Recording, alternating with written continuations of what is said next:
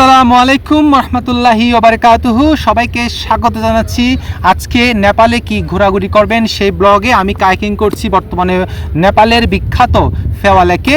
সেই লেকেই কায়াকিং করতে করতে আপনাদেরকে জানাবো এই আপনারা নেপালে আসলে কি কি দেখবেন, কোথায় কোথায় ঘুরবেন, কোথায় কোথায় থাকবেন, কোথায় কোথায় খাবেন, সব কিছু নিয়ে সুন্দর একটা পরামর্শমূলক ব্লগ তৈরি করব।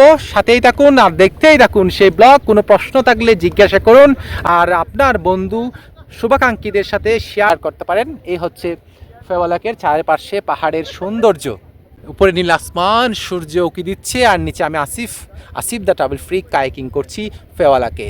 Let's see.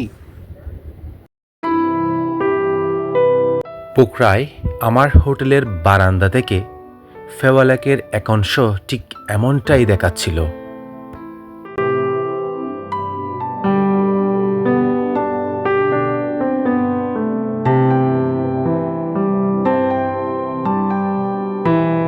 সো ফাইনালি আমি নেপালের সবচেয়ে বিখ্যাত ফেওয়া লেকে এখন প্রবেশ করতে যাচ্ছি। ঠিক আমার পেছনে পাহাড়ের পাদদেশে সেই বিখ্যাত ফেওয়া লেকটা রয়েছে। এখন সেই ফেওয়া লেকে যাব এবং তার সৌন্দর্যটা আমি অবলোকন করব এবং আমার মাধ্যমে আপনাদেরকেও দেখানোর চেষ্টা করব। তাহলে let's go there and explore the Phewa lake. Phewa lake নেপালের পোখরা উপত্যকায় অবস্থিত একটি স্বাদু পানির হ্রদ। সারংকুট এবং কাসিকুট গ্রামের সন্নিকটে এই হ্রদের অবস্থান। প্রাকৃতিক ঝর্ণা এই হ্রদের পানির উৎস হলেও বাঁধের মাধ্যমে পানি ধরে রাখা হয়, তাই এটি পুরোপুরি প্রাকৃতিক হ্রদ নয়। এখন যে সম্মুখ বাগটা দেখতে পাচ্ছেন এটি হচ্ছে প্রবেশ পথ, তবে ডান পাশে আরও একটি পথ রয়েছে। সে পথ দিয়েই বেশিরভাগ পর্যটকরা প্রবেশ করে এবং এই ফেওয়া লেকে কায়াকিং করে। দেখতে পাচ্ছেন বিভিন্ন ধরনের বোট, বিভিন্ন রং বেরঙের বোট নোঙ্গর করে রাখা আছে এই লেকে।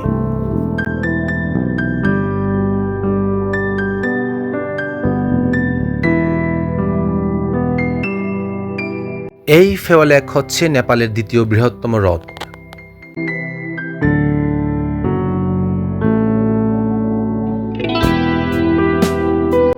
সমুদ্রপৃষ্ঠ থেকে 742 মিটার উচ্চতায় এই লেকের অবস্থান। এখন স্ক্রিনে দেখতে পাচ্ছেন অনেক পর্যটক কায়াকিং করছে এই ফেওয়া লেকে। আমারও আর তর সইছে না এই লেকে কায়াকিং করার জন্য। দেখা যাক করা যায় কিনা। হ্যালো, এখন কায়াকিং করব ফেওয়া লেকে। কায়াকিংয়ের জন্য সেই কায়াকিংটা প্রস্তুত হচ্ছে আর আমি জ্যাকেট পরে রয়েছি, লাইফ জ্যাকেট। এই প্রচণ্ড রোদের মধ্যে নীল আকাশের নিচে এই নেপালের বিখ্যাত ফেওয়া লেকে কায়াকিং করার যে একটা মজা আছে, সে অ্যাডভেঞ্চার রোমাঞ্চটা আজকে নেওয়ার জন্য আমি আসিফ দ্য ট্রাভেল ফ্রিক চলে এসেছি এই ফেওয়া লেকে। নেপালের সেই কায়াকিংটা এখন করবো নিজে নিজে, সেলফ কায়াকিং। দেখতে পাচ্ছেন অনেকে অলরেডি চলে গিয়েছেন পানিতে, এখন একটু পর আমিও যাব কায়াকিং করার জন্য। So let's go there and enjoy it. আমিও ঘন্টা প্রতি 200 রুপি দিয়ে নেমে পড়লাম কায়াকিং করার জন্য। আমি ফেওয়া লেকে কায়াকিং করছি, অন্যরকম এক অনুভূতি। আমি নিজে নিজেই সেই দাঁড় দিয়ে আমি দাঁড় বেয়ে এই ফেওয়া লেকে পাহাড়ের পাদদেশে কায়াকিং করছি।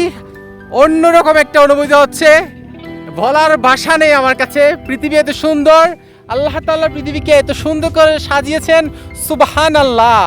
কি দারুণ এই সৌন্দর্য আমি উপভোগ করছি। দেখেন বড় চারিদিক দিয়ে পাহাড় আর সেই ফেওয়া লেকে আমি কায়াকিং করছি। অন্যরকম অনুভূতি হচ্ছে আমার পিছনে অনেকেই সেই কায়াকিং করছেন।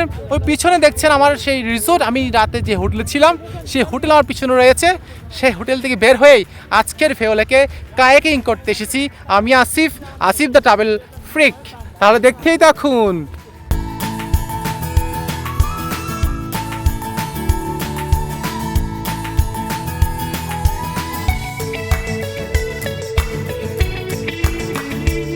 এই ফেওয়া লেকের আকার প্রায় 5 বর্গ কিলোমিটার, এর গড় গভীরতা 8 মিটার বা 28 ফুট এবং সর্বোচ্চ গভীরতা 24 মিটার বা 79 ফুট।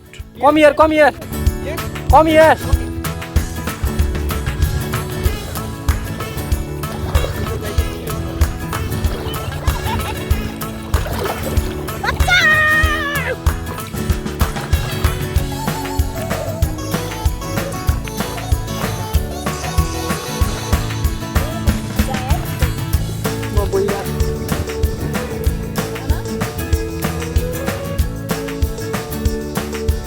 এই লেকের সর্বোচ্চ জলধারণ ক্ষমতা 43 লক্ষ ঘনমিটার বা 35,000 একর ফুট।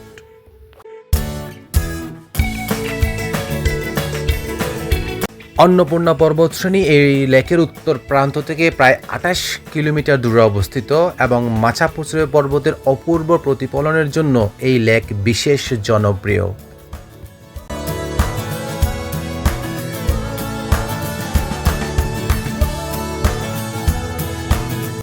ফেওয়া লেক এবং সংশ্লিষ্ট এলাকা নেপালের পোকারা অঞ্চলের প্রধান পর্যটন আকর্ষণ। ফেওয়া লেকের উত্তর প্রান্ত পোকারার পর্যটন অঞ্চল হিসেবে গড়ে উঠেছে। এই এলাকা সাধারণভাবে লেক সাইট নামে বেশি পরিচিত।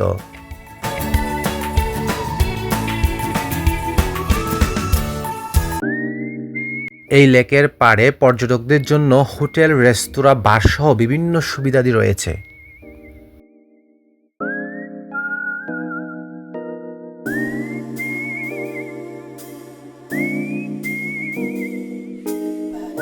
ফেওয়া লেকে প্রবেশ মূল্যের কোনো প্রয়োজন নেই, তবে আপনি যদি নৌকা ভ্রমণ করতে যান তবে আপনাকে প্রতি ঘন্টা ভিত্তিতে অর্থ প্রদান করতে হবে। নৌকা চালকদের সাথে নৌকা ভ্রমণের দাম প্রতি ঘন্টা 200 থেকে শুরু হয়ে 1000 টাকা পর্যন্ত হয়ে থাকে।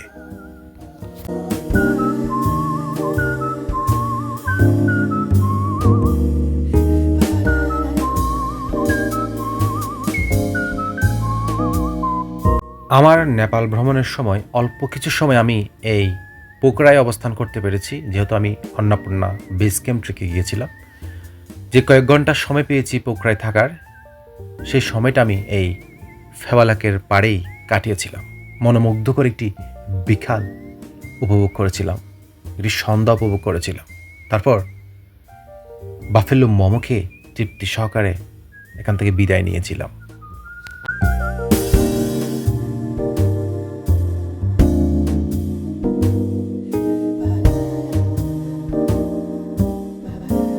আপনারা যারা এই পোখরা আসবেন তারা অবশ্যই ফেওয়া লেকে কায়াকিং করবেন। এখানে বিভিন্ন ধরনের, বিভিন্ন রঙের, বিভিন্ন ঢঙের কায়াক পাওয়া যায়। খুবই আরামদায়ক এই কায়াক দিয়ে কায়াকিং করতে পারবেন। পোখরার আর যে বিষয়টি আমাকে খুব আকৃষ্ট করেছে সেটা হচ্ছে আপনি পোখরার যে কোনো স্থান থেকেই বরফের সূর্য পাহাড় দেখতে পারবেন। এই জিনিসটি আমাকে বিমোহিত করেছে। কি চমৎকার এই দৃশ্য, বরফের সুউচ্চ চূড়া।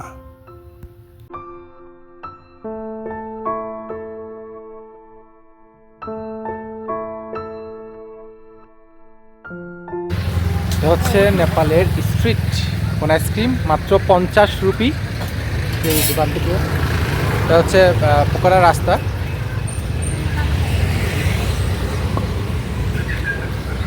দারুণ, থেকে দারুণ, দামও কম।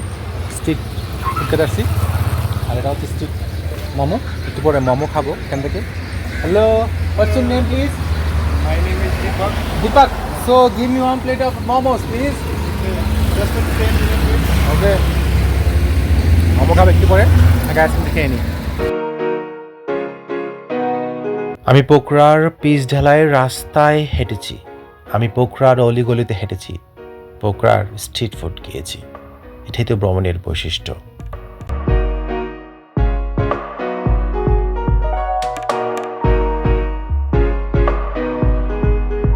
পোখরা এমন একটি শহর যে শহরে পৃথিবীর প্রায় সব দেশের মানুষের সাথে আপনার পরিচয় হবে। তারা হাঁটছে, গাইছে, মন খুলে আনন্দ করছে, জীবনকে উপভোগ করছে, জীবনের মানে খুঁজছে। আমিও গিয়েছিলাম সেই পোখরায় জীবনের মানে খুঁজতে, পৃথিবী দেখতে। আজ এ পর্যন্তই। পরবর্তী ব্লগে দেখাবো পোখরা থেকে কাঠমান্ডু যে এসি সোফা বাসে করে এসেছিলাম, সেই বাসের কিছু হাস্যকর বিষয় আপনাদের সাথে শেয়ার করব, কেনই মানুষ এই সোফা বাসে চড়ে। আল্লাহ হাফেজ সবাইকে।